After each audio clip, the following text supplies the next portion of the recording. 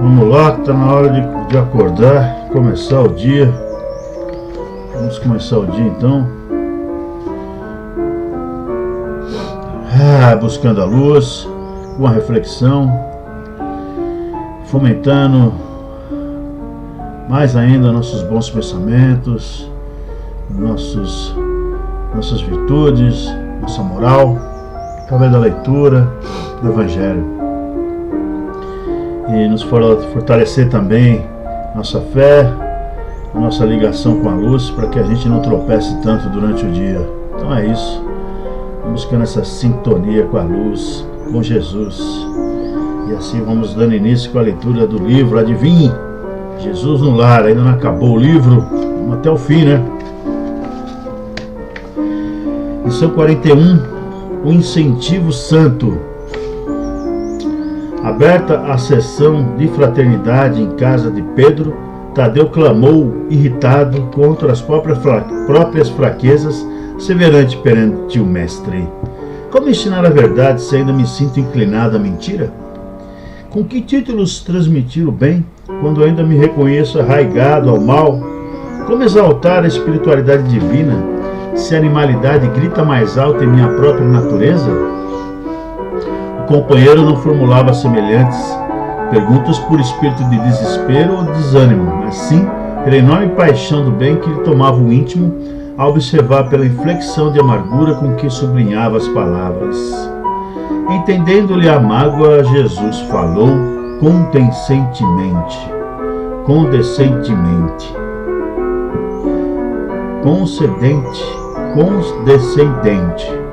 Acertou?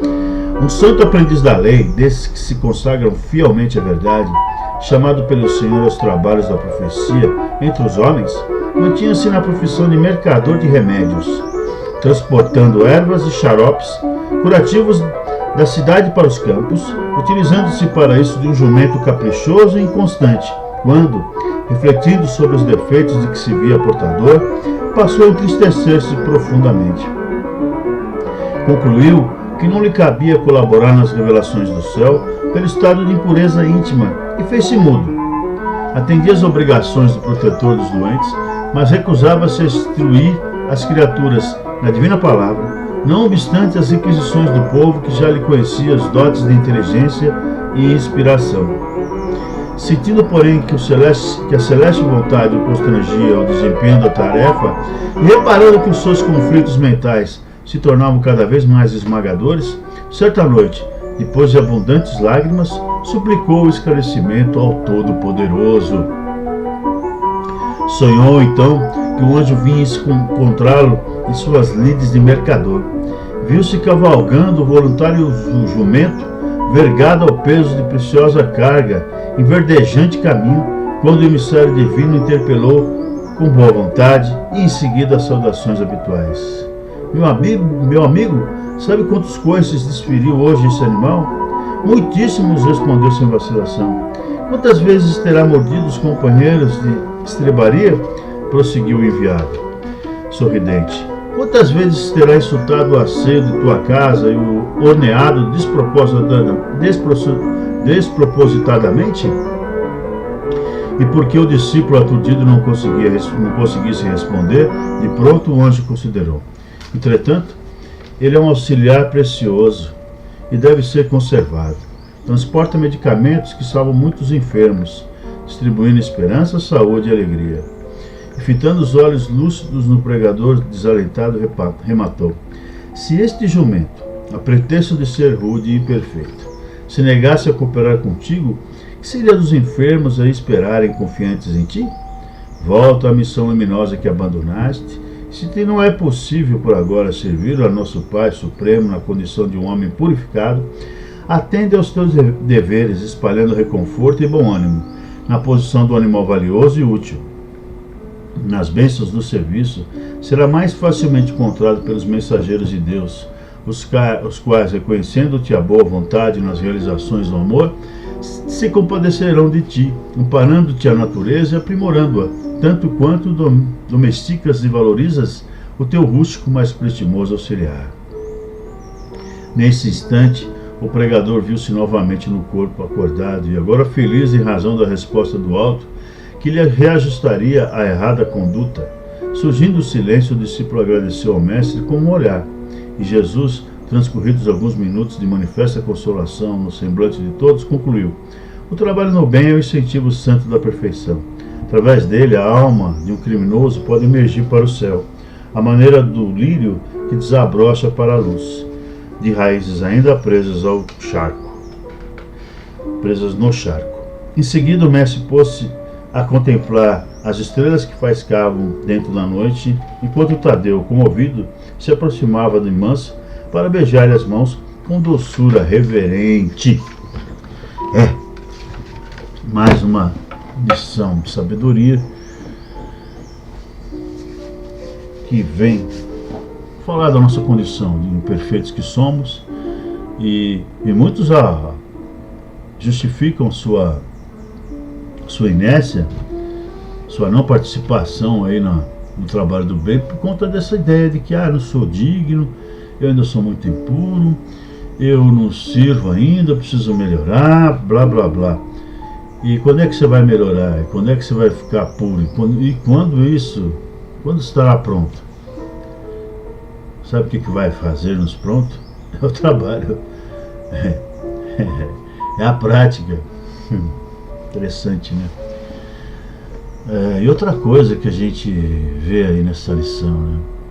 Que se formos pensar em cada um de nós, a espiritualidade ela tem muita paciência com a gente. Jesus tem muita paciência, porque sabe das nossas imperfeições e sabe que não há outro caminho senão esse da gente ir fazendo as coisas meio que aos trancos e barrancos, acertando, errando, acertando, e que sempre vamos precisar de apoio. Então eles sempre estarão nos apoiando, sempre estarão ao nosso lado, porque eles têm uma visão melhor da gente do que nós mesmos, porque talvez eles saibam quem a gente foi lá atrás, eles têm ideia de onde eles estão, de quantas vidas a gente já foi ruim, fomos péssimos, né? E hoje olham para nós e falam: não, hoje ele está melhor, ele está melhorando. Então sempre tem esse olhar, né, para o conjunto, não só para essa presente, mas também para a nossa história, e ver-se que a gente está melhorando aos poucos, está melhorando. É assim com todo mundo. Agora, a gente abrir mão da tarefa que nos cabe, da nossa missão, porque aí nos julgamos imperfeitos, impróprios, aí não, né? Isso é a justificativa da preguiça. Então, a gente tem que ter sempre em mente que a gente pode fazer, a gente deve fazer, porque a gente tem o auxílio, tem o amparo também, não estamos sozinhos com isso. E, enfim, aí a gente se encoraja, tem que se encorajar, porque o mundo muito carente, as pessoas muito carentes, pessoas muito mais carentes do que a gente é carente, mas tem pessoas ainda mais, como um dia fomos, né, mais carentes do que hoje somos. E como nós fomos ajudados um dia lá atrás, hoje é a vez da gente também retribuir, contribuir e ajudar. Aquele que não tem luz nenhuma, façamos um pouco da luz que nós já temos em serviço dessas pessoas. Com certeza que é isso que Deus quer de nós, que Jesus quer de nós. E nós vamos lá, vamos em frente. O Evangelho serve também para isso, para nos fortalecer na nossa fé, na nossa crença, na nossa força e energia. Então vamos agradecendo essa mensagem, mais uma vez bacana. E vamos em frente, né? Essa imagem do jumentinho, cabeçudinho, mas sem ele não ia dar certo, né? Não ia dar. Então vamos lá. E cumprimentando novamente nossos anjos da guarda, nossos guias e protetores, mentores, Pai Francisco, Mãe Maria, Jesus, Deus, com a prece a gente se une. Pai nosso que estais nos céus, santificado seja o vosso nome. Venha a nós o vosso reino, seja feita a vossa vontade, assim na terra como nos céus.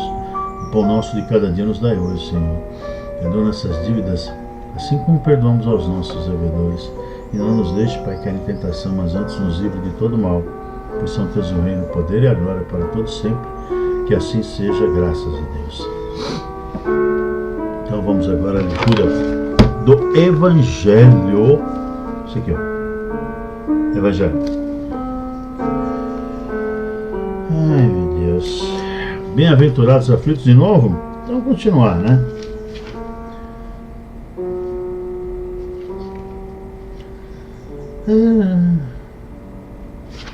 Vamos lá. Causas atuais das aflições. Vamos lá, item 4. As vicissitudes da vida são de duas espécies. Ou, se quisermos, tem duas origens bem diversas. Que importa distinguir? Umas têm sua causa na vida presente, outras fora desta vida. Remontando a fonte dos males terrenos, reconhece-se que muitos são as consequências naturais do caráter e da conduta daqueles que o sofrem. Quantos homens caem por sua própria culpa? Quantos são vítimas de sua imprevidência, de seu orgulho e de sua ambição? Quantas pessoas arruinadas por falta de ordem, de perseverança, por mau comportamento ou por não terem limitado seus desejos? Quantas uniões infelizes porque resultaram dos cálculos do interesse ou da vaidade, nada tendo com isso o coração? Que de dissensões, de disputas funestas poderiam ser evitadas com mais moderação e menos suscetibilidade? Quantas doenças e aleijões são o efeito da intemperança e dos excessos de toda a ordem? Nossa, e vai segue. É verdade. Se a gente tivesse mais equilíbrio, muita desgraça, muito sofrimento seria evitado.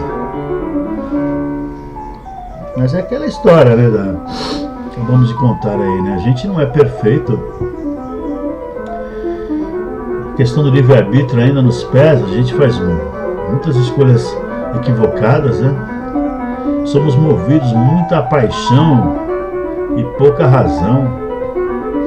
Ainda somos suscetíveis ao orgulho, à intemperança, à vaidade, ao egoísmo. Então isso aí tudo nos acarreta a cegueira, a falta de luz. E essa falta de luz, para quem anda na terra, que é um lugar meio sombrio, propicia a gente cair nos buracos, no abismo, pegar a estrada errada, né? É isso aí. Então a gente vai chorar, vamos sofrer, não é verdade? Só que Deus não nos fez para o sofrimento, nem para o choro, mas fazer o que? A gente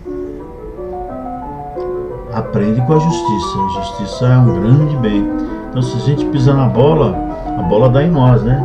A bola acaba dando em nós e aí a gente sofre.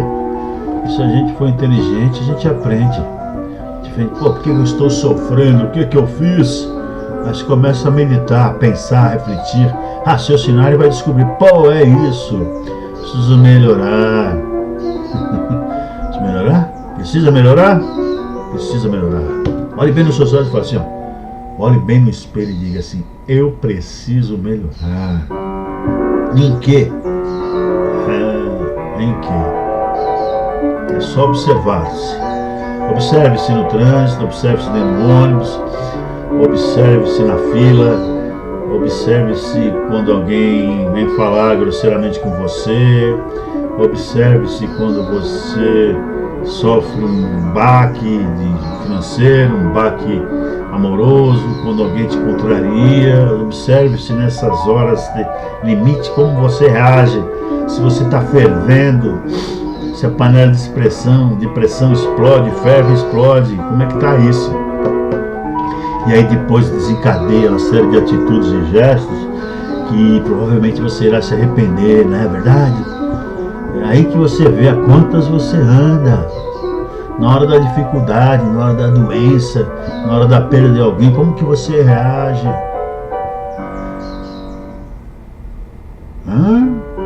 Honestidade. É verdade? Quando ninguém está olhando, o que é que você faz quando ninguém está olhando? Bom, tudo isso, hein? Tem muita coisa para a gente se observar. E não tem jeito, não tem jeito. A gente tem que vigiar mesmo, né? E orar. A gente não pode, que nem Francisco de Assis dizia, você seja fiel no mínimo e no máximo, né? Seja justo no mínimo e no máximo. né? É isso aí.